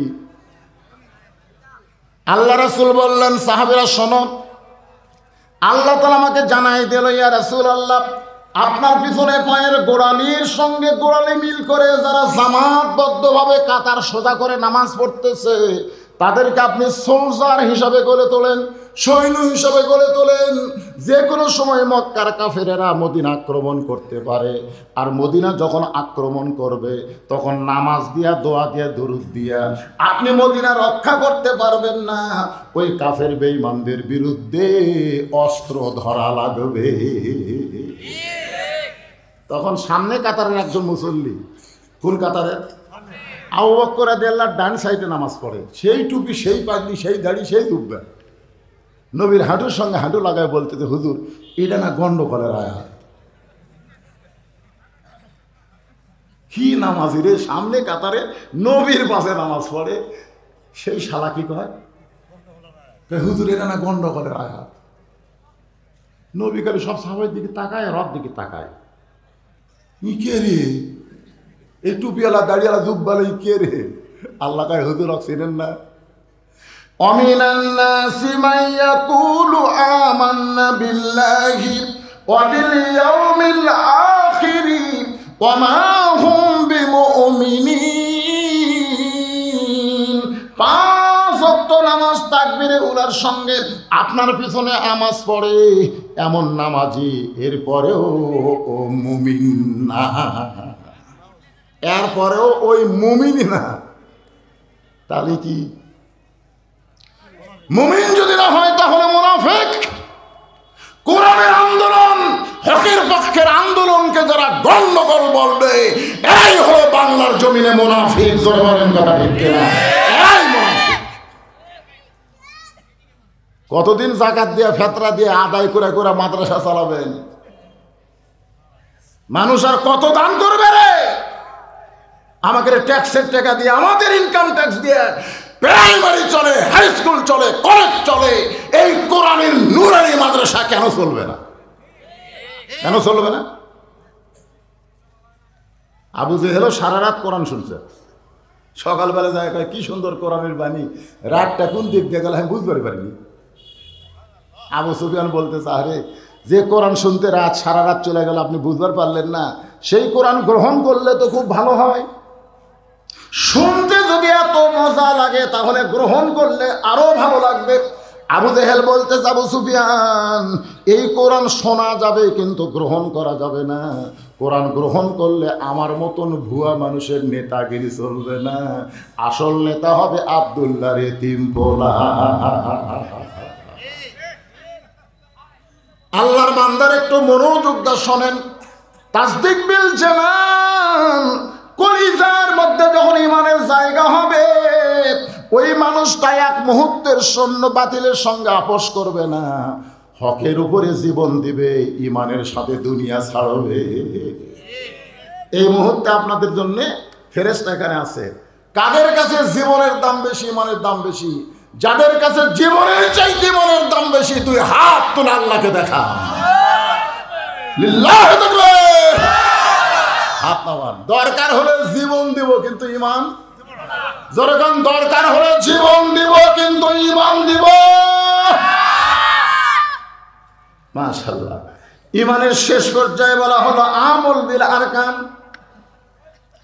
তুমি যে ঈমান গ্রহণ করেছো সেই ঈমান অনুযায়ী তোমাকে আমল করা লাগবে। সূরা আসরের 2 নম্বর বিষয় হলো আমিলুস সলিহাত, নেক আমল করা লাগবে। শুধু আমল করলে হবে না, দয়াল বাবার দরবারেতে কেউ ফিরে না খালি হাতে। কত আমল আজকে বাংলাদেশে বাড়াছে, কত আমল, কত তরিকা। আল্লাহর হুকুম নবীর তরিকা, আল্লাহর হুকুম নবীর তরিকা। কার হুকুম? তরিকা কার?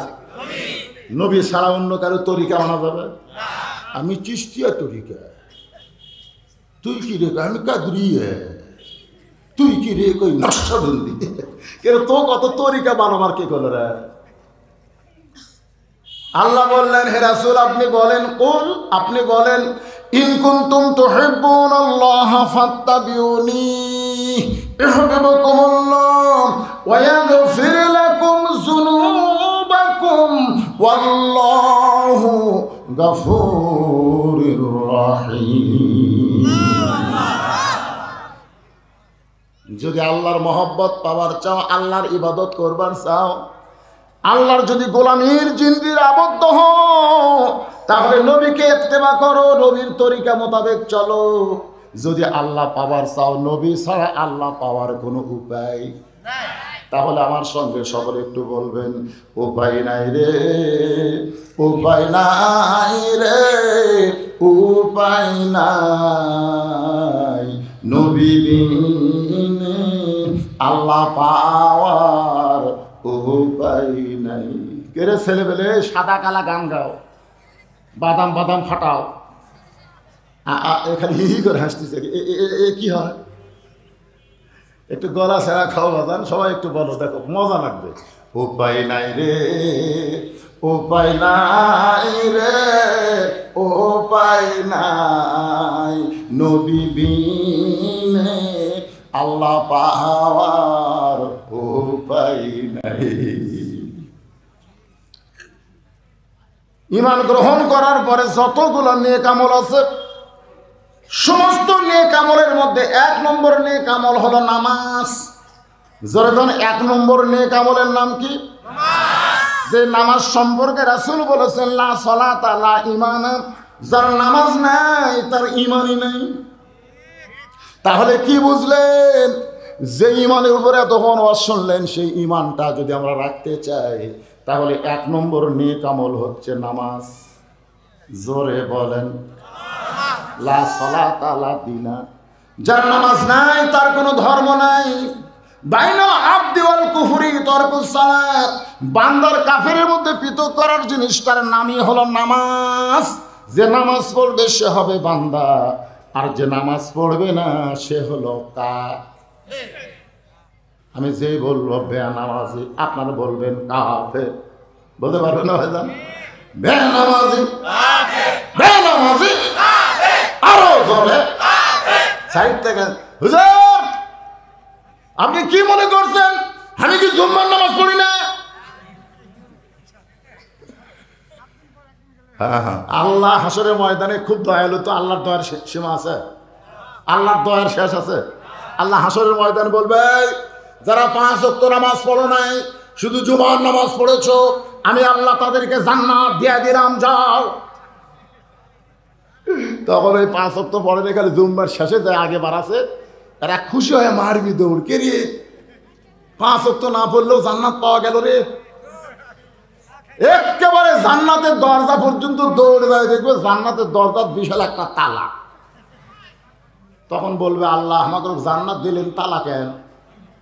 আল্লাহ বলতেছে চাবি তোরকে কাছে আছে, দেখ চাবি তোরকে কাছে আছে, খুঁজে দেখ।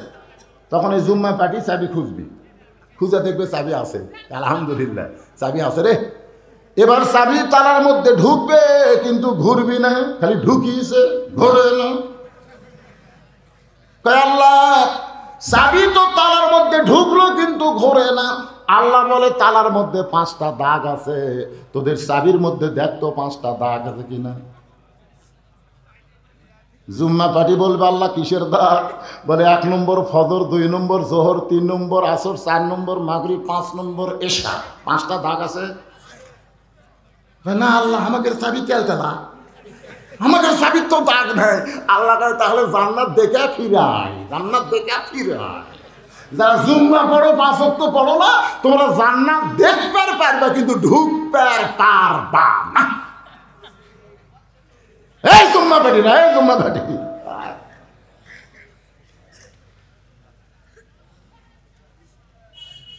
ফজর করে কাজা এমনও তো হতে পারে তোমার জোহরে জানাজা।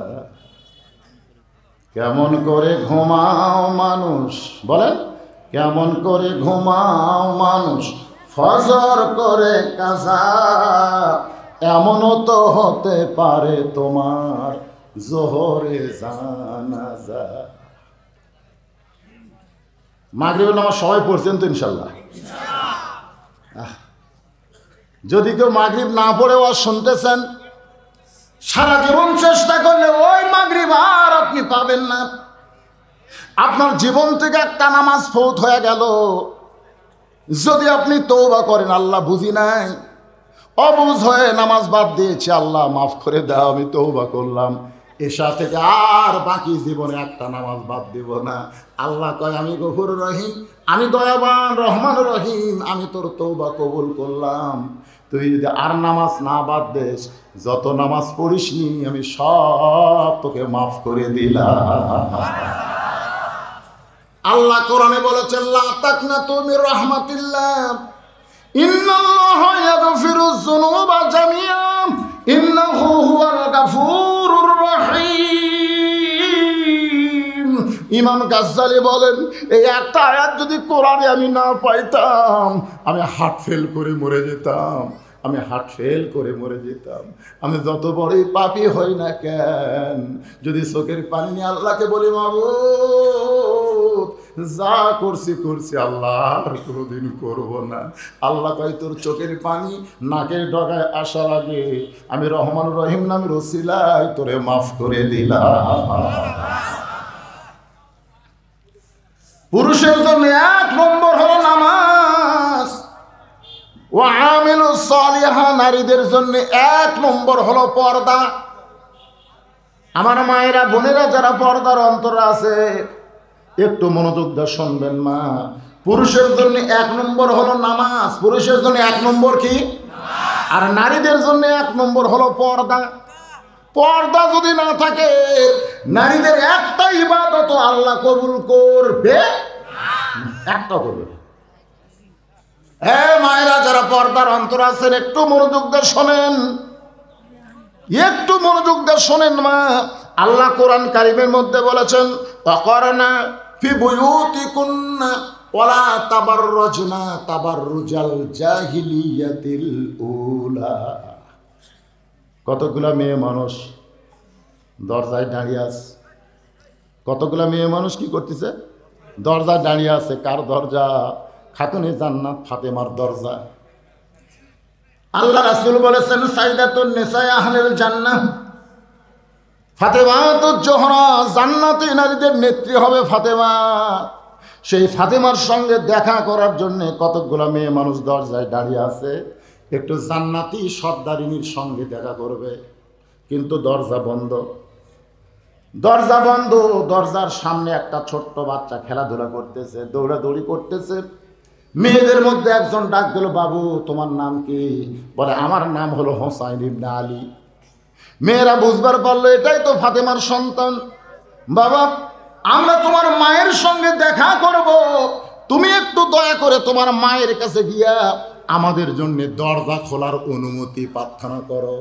হোসেন বলতেছে আপনাদের কোনো টেনশন নাই, একটু ধৈর্য ধরেন, আমি যাচ্ছি। খেলাধুলা বাদ দিয়ে হোসাইন ছোট্ট মানুষ দৌড় মারতেছে মায়ের ঘরে, কিন্তু মা তো অন্দর মহলে আছে। একটা ঘর পাড়ি দিয়া মায়ের ঘরে যাইতে হবে, যেই ঘর পাড়ি দিয়া যাবে সেই ঘরে হযরত আলী আল্লাহর কোরআন তেলাওয়াত করতেছে।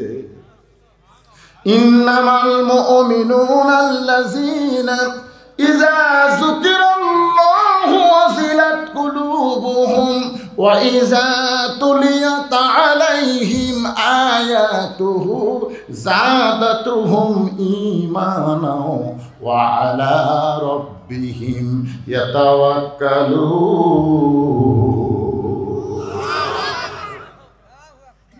কি তেলাওয়াত করতেছে? কোরআন শরীফ তেলাওয়াত করতেছে। ইতিমধ্যে হোসাইন বাইরে থেকে দৌড়ে আসে মায়ের ঘরের দরজা যেই গেছে, সঙ্গে সঙ্গে হযরত আলী কোরআন তেলাওয়াত বাদ দিয়ে বলে থাম থাম। কি বুঝলেন? আপনি যত ইবাদত করেন, আপনার ছেলেরা কি করতেছে, মেয়েরা কি করতেছে খেয়াল করার দরকার আছে না নাই? আপনি ফজর নামাজ পড়তে যাচ্ছেন, বুড়ে মানুষ, আপনি বাড়ির নামাজ পড়লেও চলবে, আপনাকে মসজিদ জ্বালিবি। সরকারি চাকরি কি সারা জীবন করা লাগে? সারা জীবন সরকারি চাকরি করা লাগে? যখন চোখের পাওয়ার কমে গেছে, কানের পাওয়ার কমে গেছে, হাত কাঁপে, উড়াত খাড়া হয় না, সরকার কয় বসে থাকে বেতন খা। যৌবন বয়সে যারা 5 ওয়াক্ত নামাজ জামাতে পড়েছে, বুড়া বয়সে তাকে জামাতে না পড়লেও চলবে। তুমি যেখানেই পড়ো আল্লাহ তোমাকে পেনশনের সওয়াব দিবে। জোরে কোন কথা ঠিক কিনা? আর সেই বুড়া মসজিদে যাচ্ছে, যাওয়ার সময় চিন্তা করে কে রে, আমার ছেলে 3টা পর্যন্ত আর্জেন্টিনার খেলা দেখলো, হো হো হো করলো, আর আজ সালাতু খায়রুম মিনান নাম শোনার পরে আমার ছেলে কোথায় গেল খেয়াল করার দরকার আছে না নাই? জোরে কোন আছে না নাই? তো জানলা দিয়ে তাকায় দেখে যে পাও নাই মাথাও নাই, মানে পাও নাই মাথাও নাই, কম্বলের মধ্যে মনে হয় চাউলের বস্তা ঢাকা থাকে।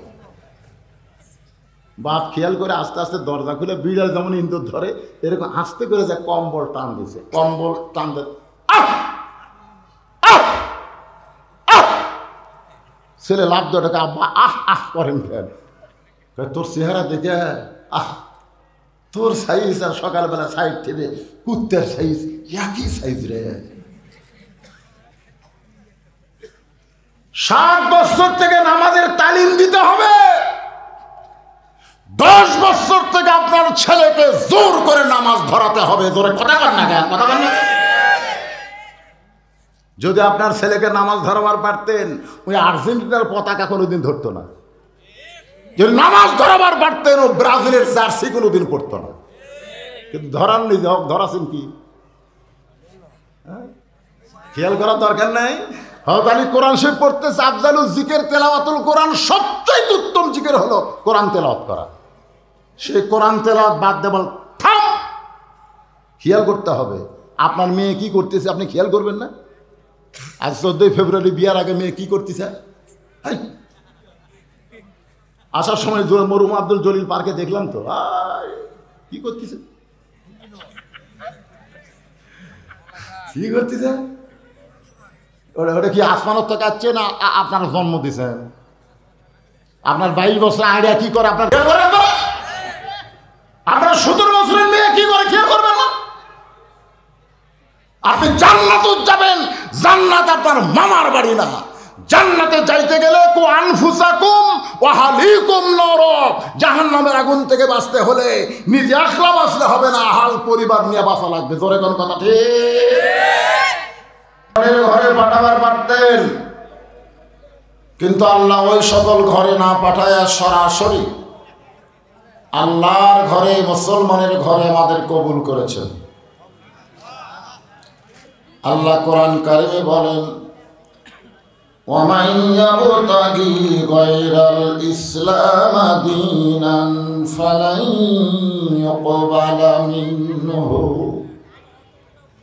ইসলাম ছাড়া অন্য কোনো ধর্মকেও যদি গ্রহণ করে আল্লাহ বলেছেন সেইটা কবুল করা হবে না। লা ইউকবাল, লাইন অফ ইজেন্স, কবুল করাই হবে না।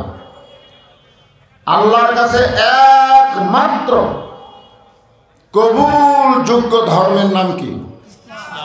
আর সেই ইসলামের ভিতরে জন্ম নেওয়া আমরা মুসলমান। খুশি না বেজার?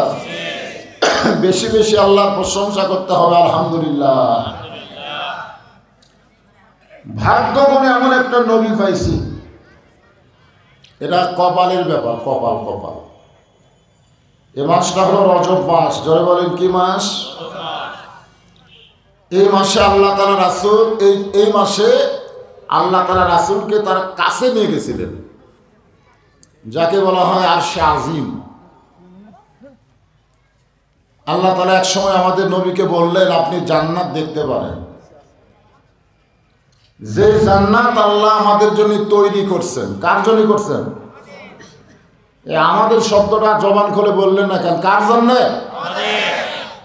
ফাদখুলি ফি ইবাদি ওয়াদখুলি জান্নাতি।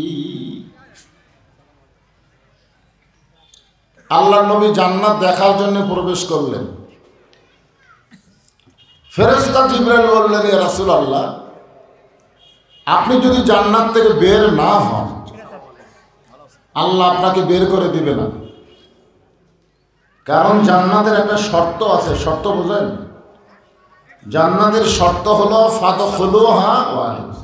ফাদখুলুহা খালিদিন। কেউ যদি একবার জান্নাতে প্রবেশ করে, খালিদিন মানে কি? চিরস্থায়ীভাবে সে জান্নাতে থাকবে। হয়তো আপনারা বলতে পারেন, হুজুর আল্লাহ আদমকেও তো জান্নাত দিছিল, তো আবার জান্নাত থেকে বের করে দিলেন কেন? আপনারা বলেন তো, আদম আলাইহিস সালামকে আল্লাহ জান্নাত দিয়েছিলেন ইবাদতের আগে না পরে? বুঝবার পাননি? ইবাদত করার আগে দিছিল না পরে দিছিল? জান্নাত পাওয়ার শর্ত কি? ফাদখুলি ফি ইবাদি, আগে ইবাদত করা লাগবে, ওয়াদখুলি জান্নাতি, তারপরে জান্নাতে যাবে। তা আদম আলাইহিস সালামের জন্য আল্লাহ জান্নাতে একটা ইবাদত দিলেন। ইবাদত শব্দের অর্থ হচ্ছে আল্লাহর হুকুম, আল্লাহর গোলামি। আল্লাহ বললেন, ওয়ালা তাকরাবা হাযিহিশ শাজারা ফাতাকুনা মিনাজ জালিমিন, ওই গাছের কাছে যাইও না, এটাই হুকুম। এই হুকুমটা আদম আলাইহিস সালাম পালন করতে পারে নাই, যার কারণে জান্নাত থেকে আল্লাহ বার করে দিয়েছিলেন। কিন্তু আমরা যখন জান্নাতে যাব, ইবাদতের আগে না পরে? পরে পরে। আমাদেরকে আল্লাহ বার করে দিবে না। এই জন্যই বলেছেন ফাদখুলুহা খালিদিন। আপনি যদি জান্নাত থেকে বের না হন, ফেরেশতা জিবরাইল নবীকে বলতেছে, আল্লাহ আপনাকে জান্নাত থেকে বের করে দিবে না। এই বছর হলো আপনার সবচাইতে কষ্টের বছর। যেই বছর রাসূল মেরাজ করেছেন। মেরাজ বিশ্বাস করেন না? মেরাজ করেন? অনেকে আবার মেরাজ নিয়েও সমস্যা। কেউ কয় স্বপ্নে হয়েছে, এক একজন এক একটা মন্তব্য করে। কিন্তু আমরা আহলে হক, আহলে সুন্নাহ ওয়াল জামাত, আমরা মেরাজকে বিশ্বাস করি। আপনারা করেন? সবাই করেন?